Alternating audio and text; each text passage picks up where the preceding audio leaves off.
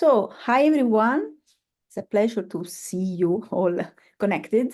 And this is the last episode of the year, the last meeting of the year. So we are very pleased to share with you. Let me see if I can share the slides. So, as you know, this is an initiative that is curated by the two teams, and Achucarro, led by Amanda Sierra, with Federico Soria and Marta Pereira, and on UNIL site by myself, Anne-Claire Compagnon, Gloria Colombo, and Giorgio Corsi. Today, we have the pleasure to have João Relvas as the last speaker of the year. And we have already a rich program from the next semester. Here you see quite some exciting names that already with the first Tuesday of the month, you know, it's our appointment. If you miss the seminars, you can follow them on the repository offline. And we will soon also post the new appointment for the rest of the year. So without further ado, I will now leave the word to Gloria that will introduce João, and then Federico in the end will curate the Q&A. So please write your question in the chat, or if you can, you are really welcome to ask the question in person. Gloria, it's yours. Thank you. So it's my very pleasure to introduce today's speaker, Professor João Relvas. Professor Relvas began his academic journey with a degree in biology from the University of Coimbra and subsequently completed his doctorate in molecular genetics at the University in UK. For his postdoc, he joined the lab of Charles French Constant at the University of Cambridge to study the mechanism of extracellular matrix and integrin regulation in oligodendrocyte differentiation and myelination. And then his scientific journey continued as a junior group leader at ATH in Zurich, focusing on glycobiology and signaling pathways, including integrin and RhoGTPase signaling. Since 2009, he's been leading groundbreaking research at the IBMCs and I3S in Porto, where he's a group leader and honorary full professor at the Faculty of Medicine in the University of Porto. So we are very excited to have you sharing your insights with us, and I leave you the stage. Well, thank you so much for the nice invitation. Thank you, Rosa. Thank you, Amanda. I'll probably start by sharing my slides, and you can start. Let me just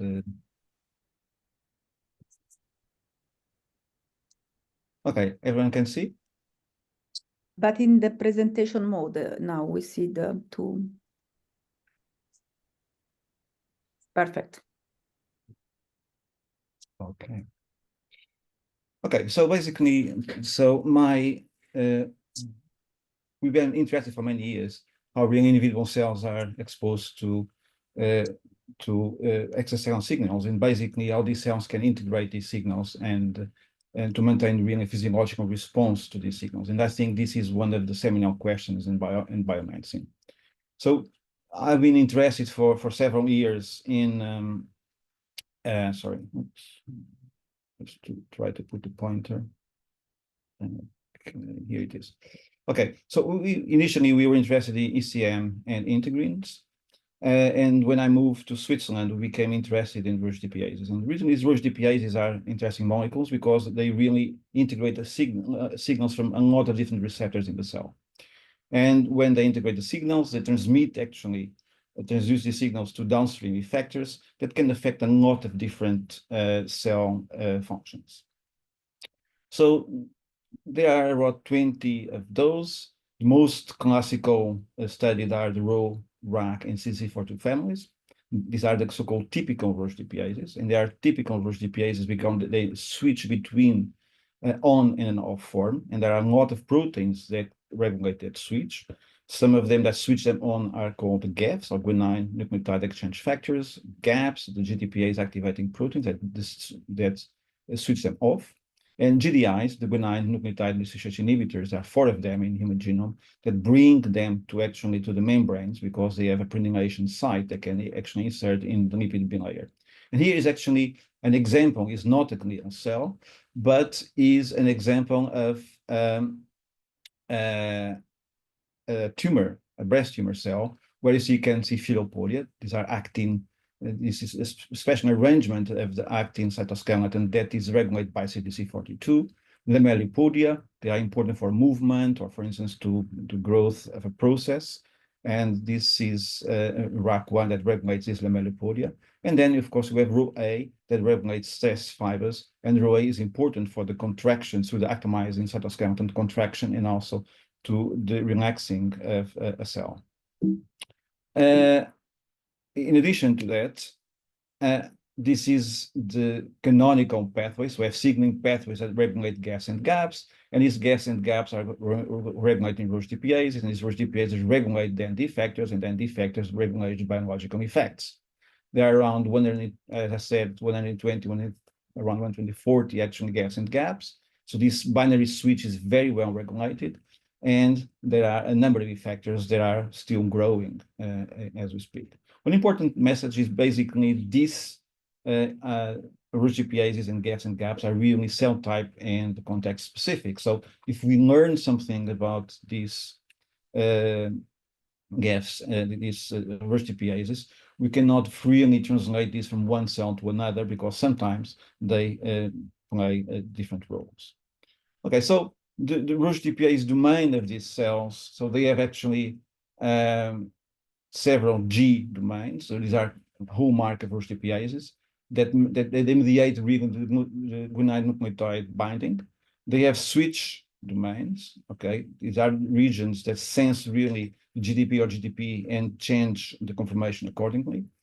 They have a Rho insert region here, okay, that is located between G4 and G5. And there is a terminus region, a C-terminus region that is next to the upper variable region. And this C-terminus region is really allowing GTPase binding to the membrane. So Rho A, B, and C differ in this region because also they differ in the way in the type of membranes they insert. Okay, one of the things important is that there is a lot of crosstalk between rows, Rho, RAC, and CC42. This is a very, very simplified scheme, just to say that, okay, there are some canonical pathways, like for instance, from Rho to MDA and profilin. I'm talking about profilin a little bit later today. But basically, you know, in addition to this specificity, there's a lot of crosstalk.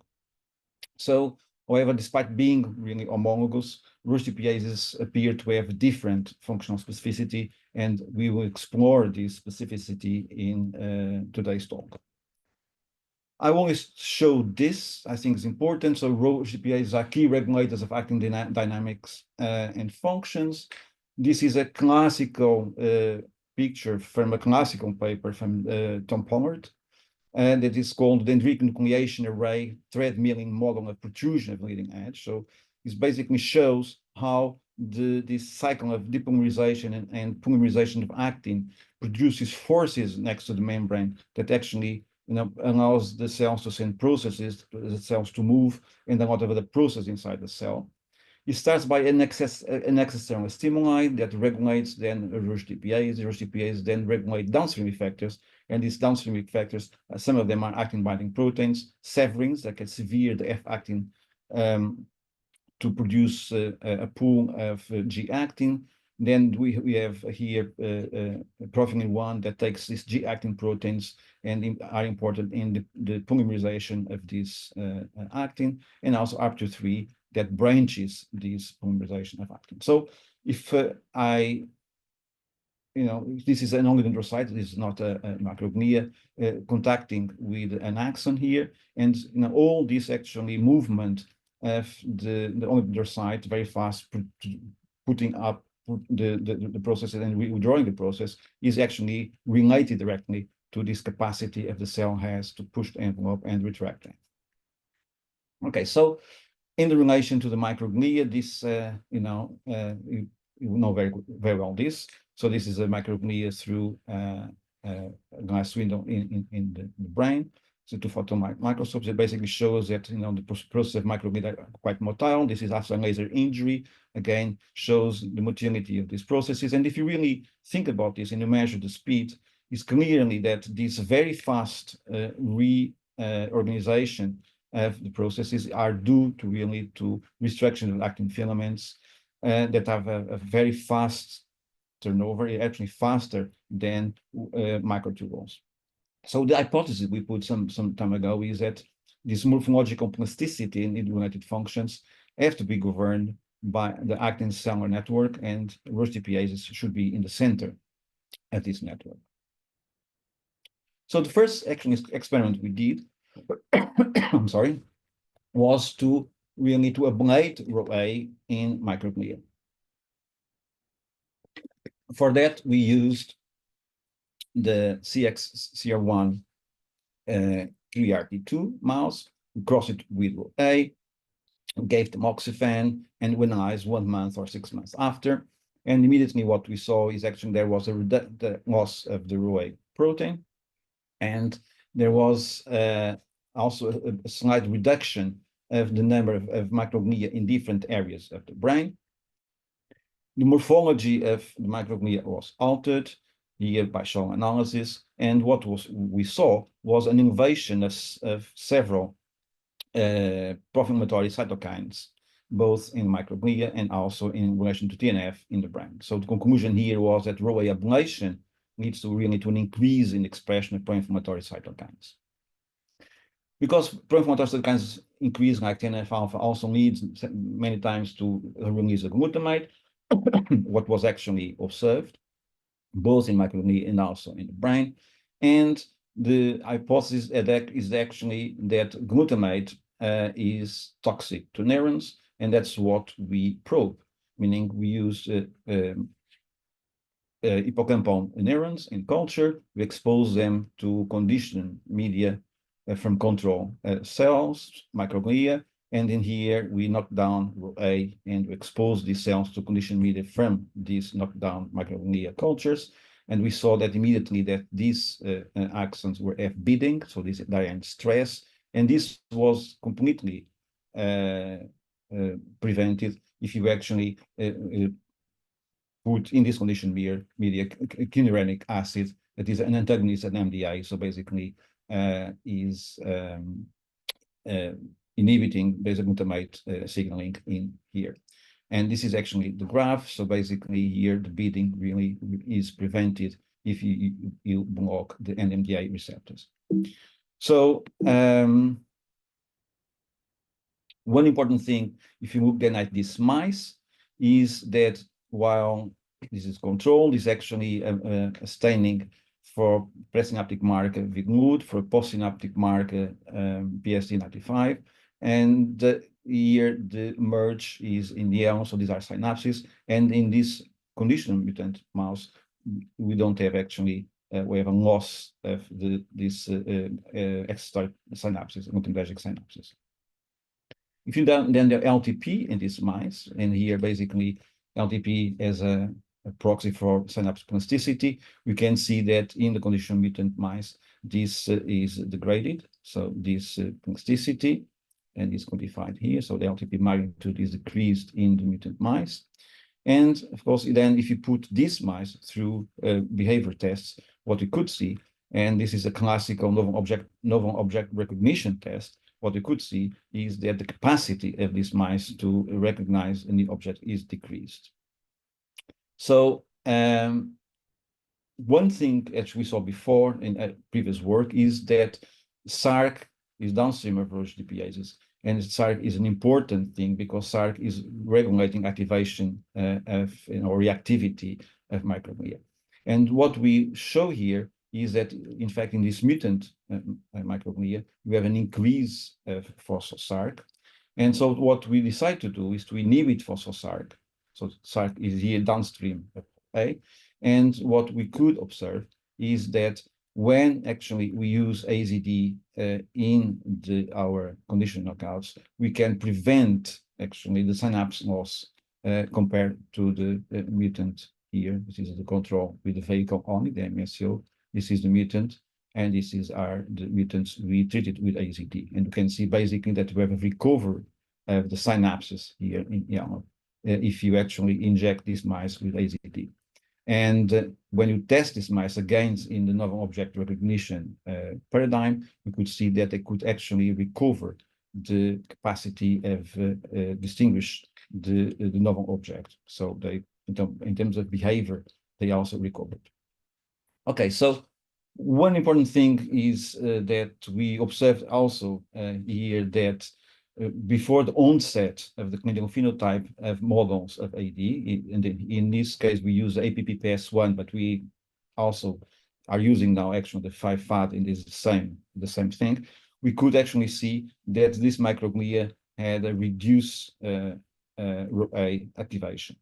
So what we decided to do is basically to also to give AZD to the APPS1 mice, and what we could see is that we could also prevent in these mice the loss of glutamatergic synapses, as indicated here in this graph.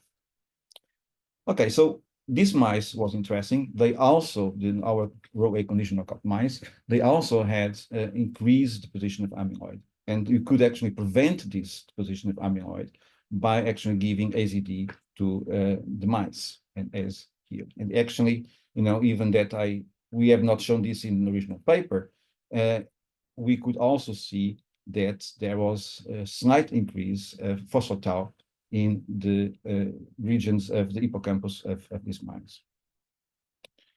So if you now give AZD to the model of the AD mouse, so the APPPS only also for the 5-FAT, that also we did the same experiment, we could actually see also that the AZD really prevents the deposition of amyloid both in neocortex and hippocampus of these mice. So this has been published a few years ago. So I think critically we show that really to maintain homeostatic microglia, you need actually to sustain activation of RhoA, because this sustained activation of RhoA regulates CSK. CSK is a negative regulator of SARC, so you maintain SARC silent. If you maintain SARC silence, you inhibit really the NF-kappa B going into the nuclei. Because of that, you have low TNF, you have low glutamate, and really have a normal brain. So now if you actually take RhoA away, what you have is really increase of phosphosarc, increase of TNF going to increase glutamate, and you have an AD-like brain. So we have amyloid pathology, we have synapse loss, we have memory deficits, and we have really LTP impairment. So is it happening in humans? Yes, it does. So basically now in collaboration with the Portuguese Brain Bank, we got brains from patients with Alzheimer's and age-matched controls. And what you could see is, in fact, that there's actually in these patients also we have a decrease of microglia activation in these patients. So it looks that the same effect and the same thing really happens in humans and in mice. So I think that this really patient data really strengthens the claim that RhoGTP signaling is really maybe a putative therapeutic target really that might be prevent microglia reactivity in AD, and this is a thing now we are exploring. Okay, so this is RhoA. So now we move to another RhoGTPase, RAC1. But before, let me just tell you that RhoA is really important in relation to neuroinflammation, because you know the reaction to neuroinflammation requires tight regulation of reactivity. So this is what I actually showed you. Okay, if you take RhoA away, you have then an AD-like brain. If you now give LPS, that is actually a gram-negative, well, to mimic a gram-negative infection, you induce reactivity of microglia and you decrease RhoA. But if you maintain, in this microglia to give LPS, if you give now or you transfect them with a RhoA active form, you can sustain this homeostasis, and basically LPS does not work. Okay. In case of actually, if you give LPS then to a mutant microglia, what you have is a aggravation of microglia cell death. You have exacerbation of necrosis, and showing that really the regulation of RhoA in terms of neuroinflammation is very important. Okay, so the conclusion here is that microglia RhoA becomes neurotoxic, leading to a AD-like brain. Regulation is really sufficient to do that. The activation of RhoA is decreased in microglia from AD patients. And there is also another paper where they show now that there is a mutation in the gap that specifically regulates RhoA that also leads to AD-like phenotypes. There's a paper in Cell Reports last year. And that RhoA really is important to balance really reactivity and survival during neuroinflammation. Okay, so let's move to another RhoGTPase, which is RAC1. And we did exactly the same thing. So we actually depleted this RAC1 or ablated the RAC1 gene using the same CXCR1 mice. We gave tamoxifen in adult mice, and then we waited for 1 and 6 months, and then we analyzed. So the first thing is, of course, to show that our mutant loses the RAC1 in microglia, that we have changes, as we expected, in fact, of the morphology of these cells. This is by show analysis. And because we're talking about RAC1, we can do chemograms really to look at the protrusion velocities between control and RAC1. And as we expected, this ablation or decrease of RAC1 leads to alterations in this capacity of the cell to send a process and protrusion velocity. So in here, we did a different strategy. So we did some omics on this project. So we look at, we isolate microglia from control mutant mouse, and then we performed RNA-seq. So the first thing that actually was an interesting finding is that if you look at pruning, and we're expecting that RAC1, at least, there's a lot of data in RAC1 in relation to phagocytosis, okay? So in fact, what is, for instance, there is a recent paper in 2017 or 2018 that shows that alveolar macrophages, they really need RAC1 in order to activate ARP2/3 to induce phenol formation, then to stimulate F-actin polymerization, and then to, this is important for the formation of the phagocytic cap and really to be able to phagocyte. So we were really surprised that if you take RAC1 away, we don't have an effect in phagocytosis, at least in the steady state, okay? It was the first surprise. So the second surprise is basically, if you look now and if you do a contingent analysis and in different signature models, we could say that actually if you take RAC1 away, so ROS production, inflammation, damage, injury in late microglia, age microglia, there is very, very little overlap. Okay, it looked like if you take RAC1 away, what you're doing, you are actually making microglia almost dormant.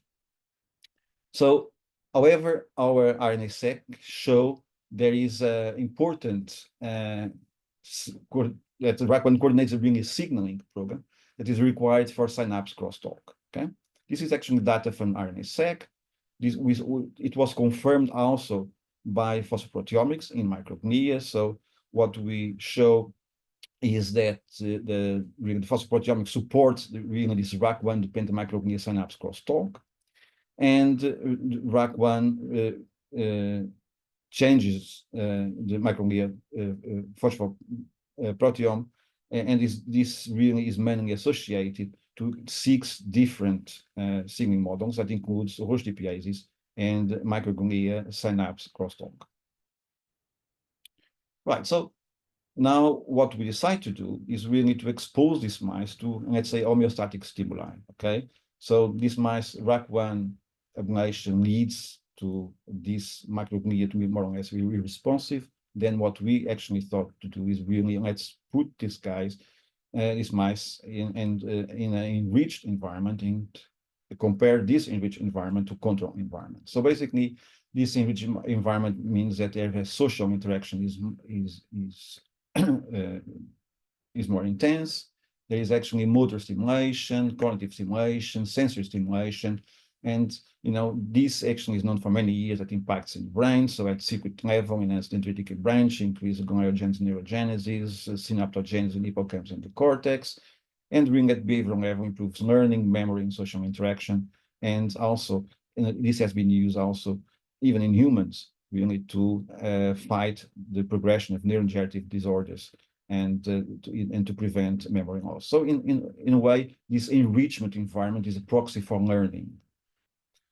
So this is actually what we did. So the enriched environment as running wheels, Doom homes, aspirin bricks, etc. and the control environment is just tissue paper and some bedding material. So we give tamoxifen at between 4 and 5 weeks. We wait 18 weeks, and then we analyze at 23rd weeks. So these are actually our fairy friends in their, very nice environment with the Legos, dome house, tubes, etc. And what we did then is really to look how actually this enrichment versus the control environment modifies the phosphoproteome, in this case, of the mice. And what we could see immediately is basically the difference between the control and enriched group in relation to RhoGTPases. And so actually the model is highly regulated. And he could even actually trace some hierarchical differences. And here RAC1 being the most important RhoGTPase, it was excellent for our hypothesis. And actually that RhoA and then CC42 were also important, but hierarchically RAC1 was the most important. And of course, we had also this microglia synapse that also was a model of importance. So what really happens if you then now take RAC1 away and you compare RAC1 mutants in relation to control and enriched environment? So what we actually show is there actually still RAC1 is still very, very important. And but what we have is a deconstruction, is basically the hierarchy is not respected anymore. And we have almost a destruction in a way of the network of RhoGTPase signaling that we have in the control situation.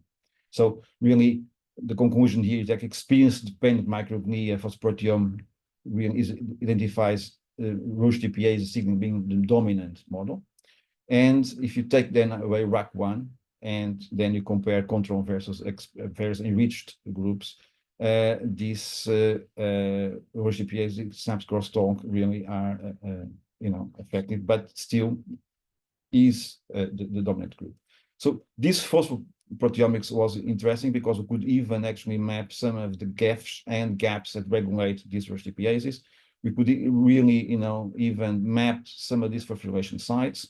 Interestingly, we found some canonical phosphosites in these gaps, but we found actually quite a lot of different phosphosites and non-canonical that we now actually want to really study to see how actually they are being modified and what is actually the impact of these non-canonical phosphosites in the activation of RhoGTPases. Okay, so because we're talking about microglia synapse crosstalk, then we looked at synaptosomes. And what we did here with phosphoproteomics gave the synaptosomes. And basically, to cut the long story short, what we looked and what we observed is basically we observed changes at presynaptic terminals. So basically where we have aberrant neurotransmitter release.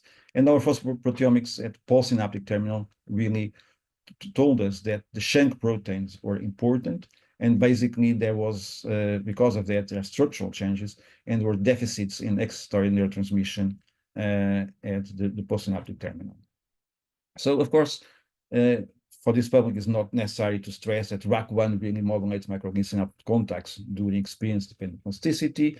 We looked at contacts between microglia here and PSD95, so basically in the synapses. And what we show is that enrichment increased a little bit this number of contacts. But basically, if you take RAC1 away, then the enrichment fails to increase the number of contacts. This is just some controls. So this is, the amount of PSD95, just to show that basically enrichment increases the number. And if you take RAC1 away, then there is not a significant increase. This is just the Western. We need to validate our immunohistochemistry.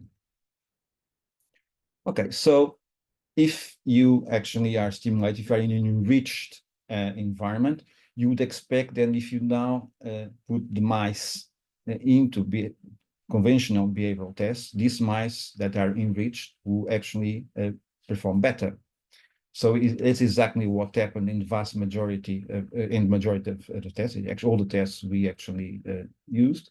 So basically the step-down passive avoidance, novel object recognition, Y maze, and social interaction. We did more tests, but these are actually what I want to show. And here, the mice actually has been exposed to enriched environment to perform better in all these tests than control mice. Now, if you take now a RAC1, if you compare mutant mice control versus enriched environment, you can see that actually there is no significant variation. Okay, that means that basically the loss of RAC1 really abrogates the effects of enrichment. Okay? So it means that take RAC1 away, and these mice lose the capacity to benefit from the enrichment, lose the capacity to learn.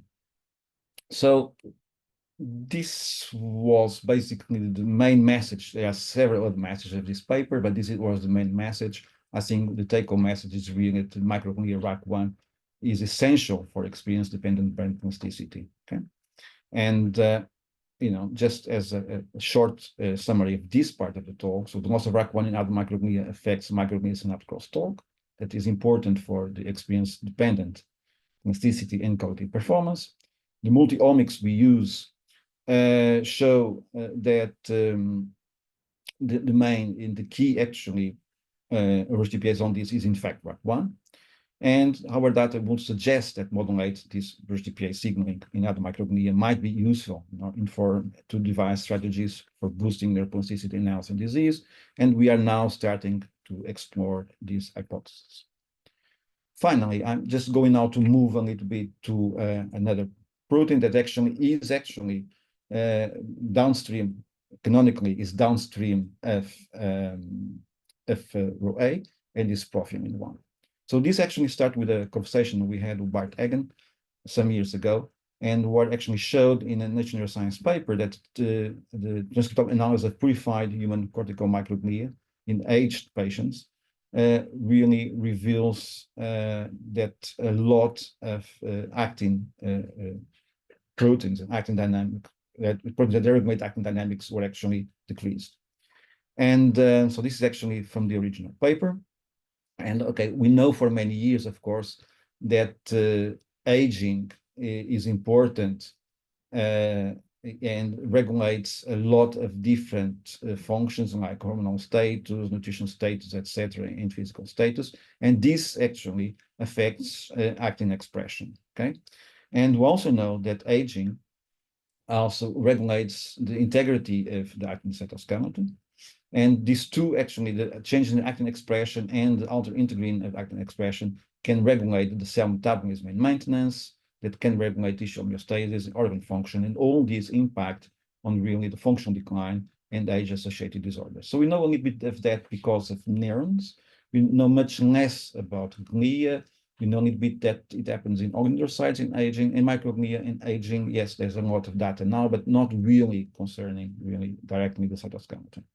So we want really to test this. So we look at the BART data.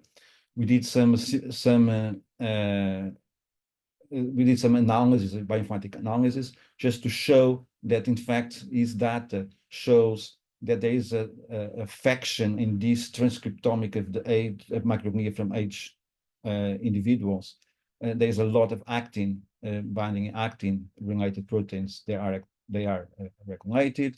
There are some intermediate filaments, septins, microtubules, of course, also very regulated, dyneins, and also proteins that regulate spindle. So when we look at individual terms, profilin 1 is just here. So basically what we decide to do is to take away profilin 1 in adult microglia using exactly the same three mice that we used before. Here we show that actually we put in microglia reduce substantially the protein. I'm sorry, this looks very pixelated. I'm sorry about that, but basically this is microglia 1 imaging from control and conditional mouse microglia here. You could see there is a really very, very striking hypertrophy and change of the shape of these cells. These actually, this EMR is rendering, showing exactly the same. We then, in collaboration with I can run this for some reason. Okay, just okay. Well, I'm not be able to run by some reason, I cannot run the intervital imaging through actually the brain of a control mouse and also through a mutant mice. So you have to believe me. So I cannot, it's not running for some reason. It was running before. Okay. Well, so basically, Joe, if you remove the laser pointer, maybe we normally works. Okay, I'll do that here.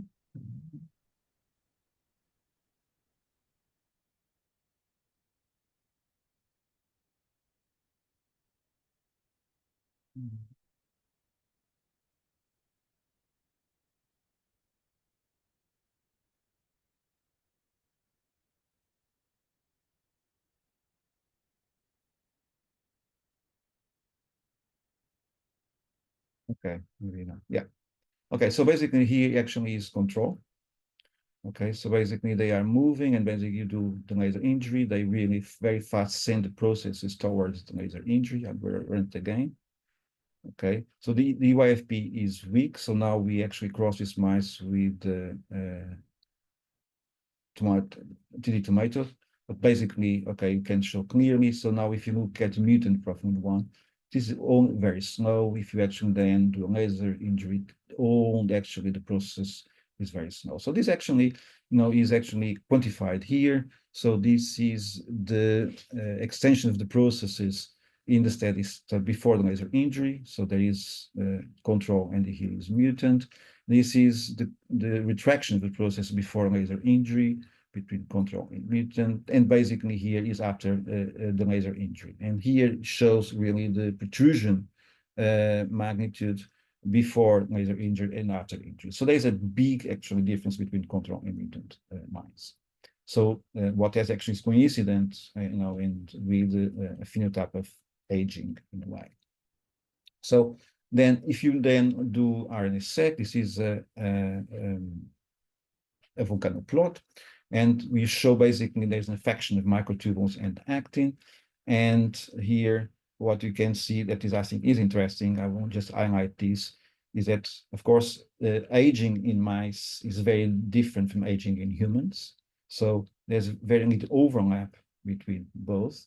But when actually you deplete profilin 1 in mice, if you now compare profilin 1, the cognition knockout, with actually age in humans, that basically you have, a very significant increase of common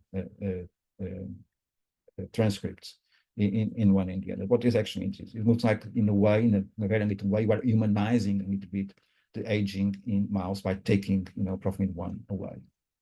Okay, this is actually what I showed, but basically what I want to show here in this slide is basically that if you look and you analyze this data, what you have is that this microglia really have a SASP-like signature when you take away profilin 1.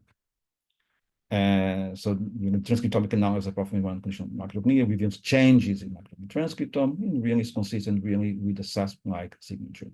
So the question now that you take profilin 1 and after a month you have this signature, and now what really happens to the parenchyma of the brain parenchyma of the mouse? And what really happens is that this SASP-like microglia also ages. Here ages has to be very careful, but really ages the young brain parenchyma. So you affect cell metabolism, you affect proteostasis, you affect synaptic transmission, and really you affect receptor tyrosine kinases and GPCR signaling as well.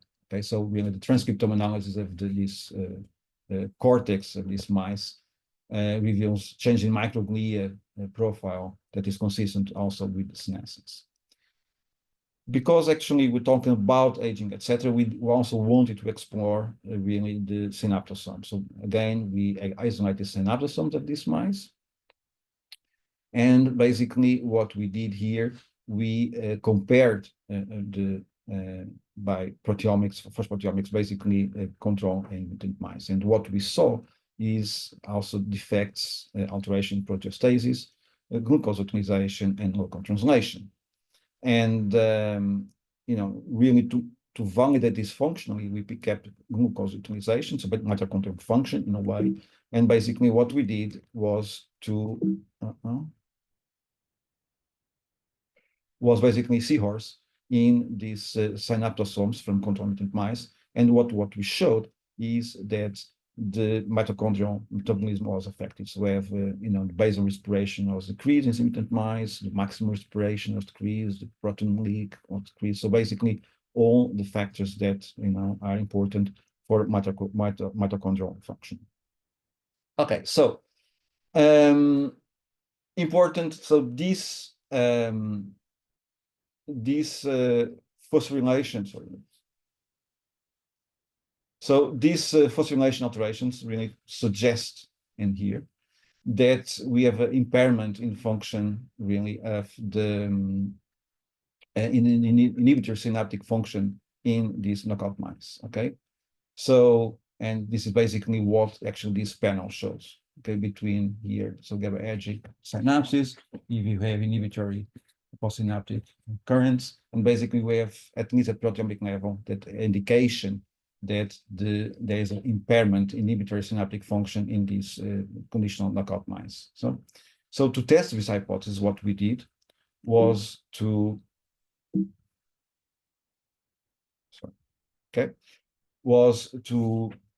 perform whole cell patch clamp in pyramidal neurons from the prefrontal cortex. We assess both here the GABA mediated miniature inhibitory postsynaptic currents and really the AMPA mediated miniature excitatory postsynaptic currents. Okay, and what we saw is in mice deficient profilin 1, we observe a decrease in the frequency, but not really in the amplitude of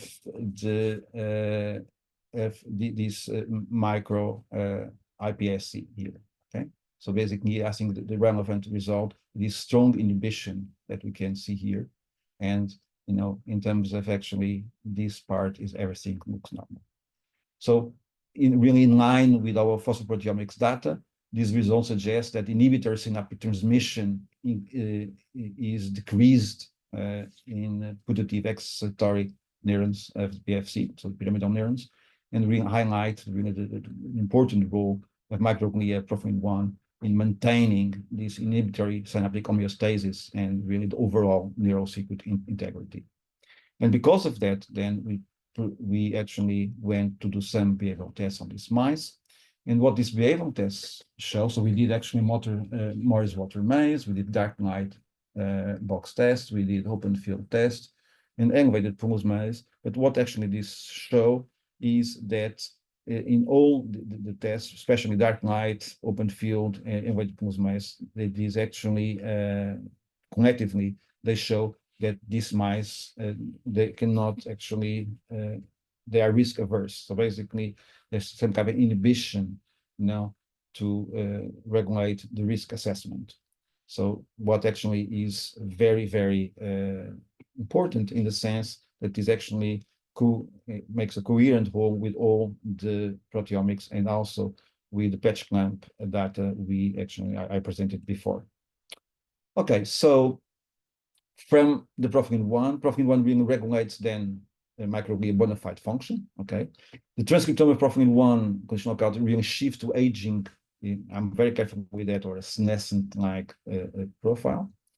These changes in brain parenchyma synapses and behavior, and in a way, because age really is the most important epidemiological factor for neurodegenerative disorders, we are now crossing these mice with AD models to see basically if we are shifting the onset of the disorder or you are actually increasing or fastening the progression of the disease. As a final conclusions, I hope to convince you that this function or loss of RhoGTPase signaling leads to loss of microglia homeostasis.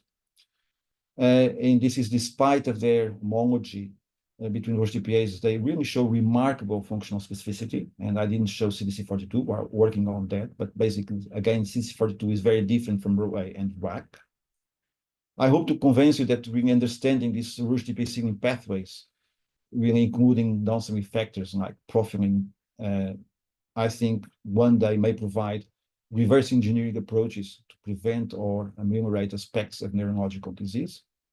And I think based on what I presented, is not really difficult to observe or to conclude that if you can regulate somehow the actin dynamics and you can actually change this actin dynamics in this microglia or in AD or in neurodegenerative disorders, you may actually be able to help, regenerative interventions to combat age-associated neurologic degeneration.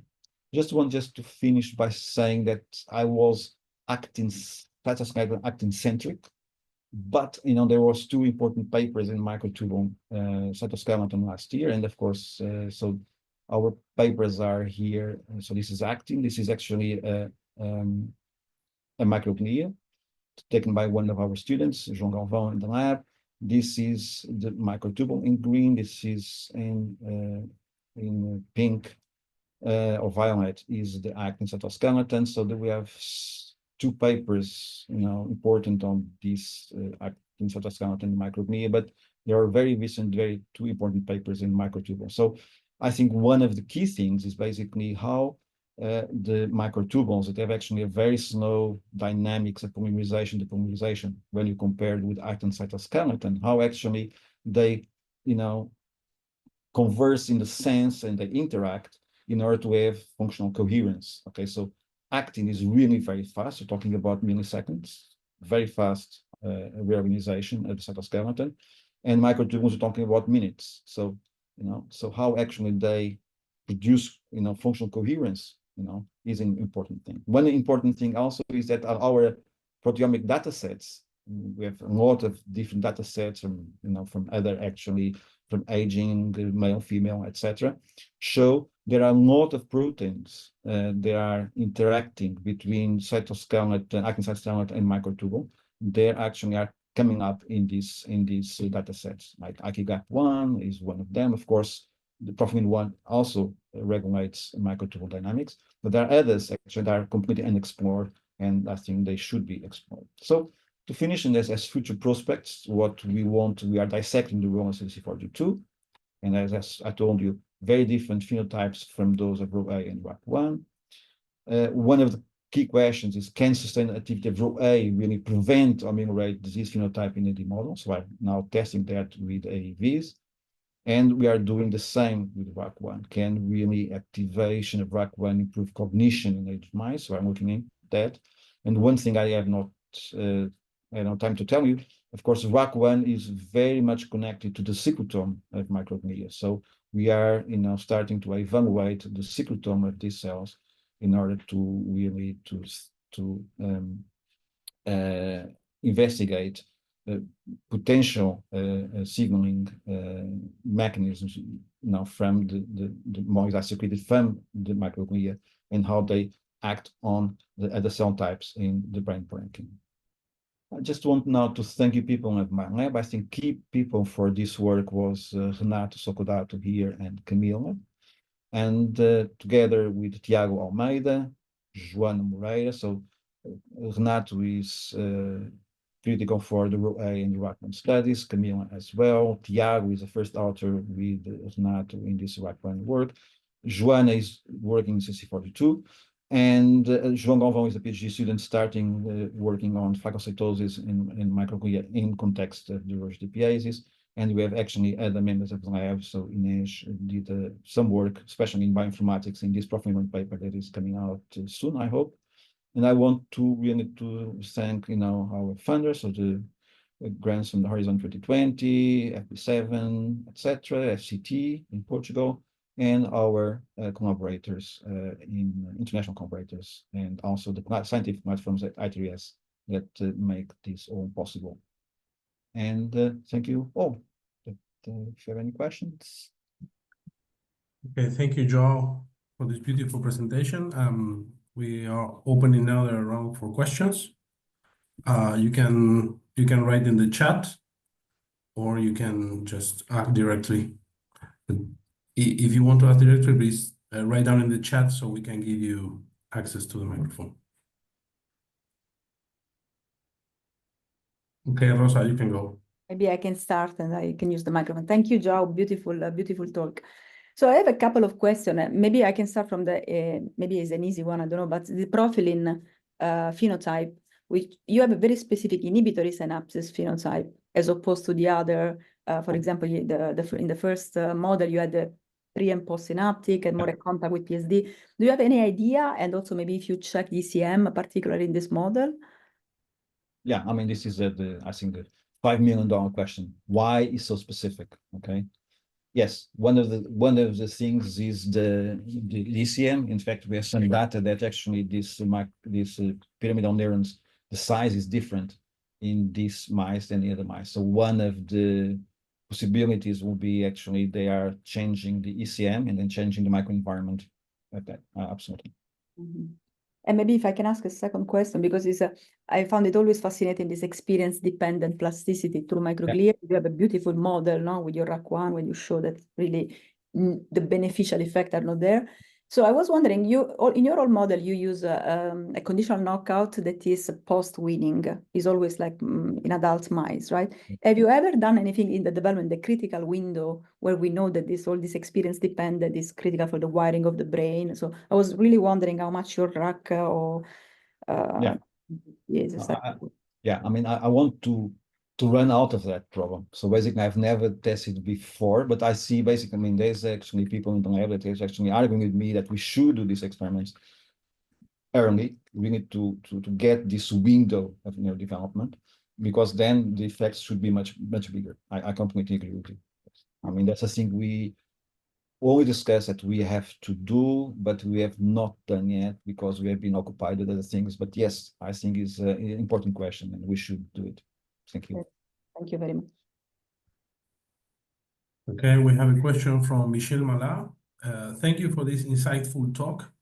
Is there any compensatory upregulation of RAC2 in RAC1 knockout microglia that could explain that reactive oxygen species production remains unaltered?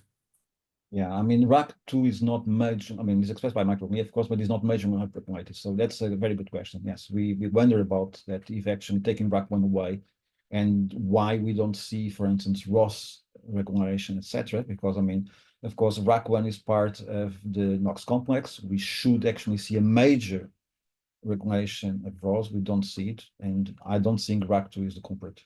Okay, but formally, the experiment should actually be also do a double knockout and take RAC2 away, but at least at expression level is not majorly upregulated. Okay? But that's a very good question. Yes, we thought about it. Thank you. Okay. Now we have one from Zeynep Hilal. Thank you for the presentation. I just wonder, for the punch clamp techniques, which protocol do you use, like paired pulse or trains? I cannot. I mean, this was done by João Relvas, one of the collaborators. I'm not a physiologist. I can actually, maybe if you send me a mail, I can send you the protocols we use. Okay. So I cannot answer that. Okay, while we wait for more questions, I have a short one. In the data from the 3 proteins that you showed, you always talk about the directed motility, the motility that you generate when you do a laser lesion. So did you explore also the basal motility? I mean, the motility that microglia is normally doing, because in the brain it's more, microglia is more used to do this type of motility, right? It's always moving this. Yeah. So basically, we did. Maybe I can go back to the presentation, but yes, we did. I mean, in fact, we measured actually motility before the laser injury and after the laser injury. Okay. So for all of them. So one of the problems is that this EYFP that we use in the CR1 EYFP is relatively weak. So now what we did now for the CDC42, for instance, that we are actually also doing the intervital imaging, we cross it with TD tomato. And then the signal is very, very strong. And that would allow us really to measure in a better way the basal motility. And I can tell you that in CDC42 is effective, but in Trophkin1 is a massive difference. Okay, so basically, the surveillance activity of this microglia is majorly decreased in these cells. What is actually goes together with saying that, with the aging phenotype. Okay, my question was related to the fact that in the beginning, when you show that they touch the synapses and they do it with the basal motility rather than the absolutely. But this is altered. So yeah, I mean, what one should do, and actually there's is now really, with the 2-photon, is really to try to really to look at in vivo or in live slices, to look at basically how actually often they touch synapses. We are doing that. But this is an important question, yes. Thanks. There are no more questions yet in the chat. Come on, we have until 6.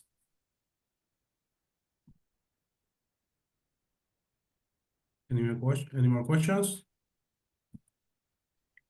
I can just ask the one. I don't know if there are more coming, but a more philosophical, because you started the introduction, João, said that all these GTPases have different roles according to cell context, in different cell types. So why would that be?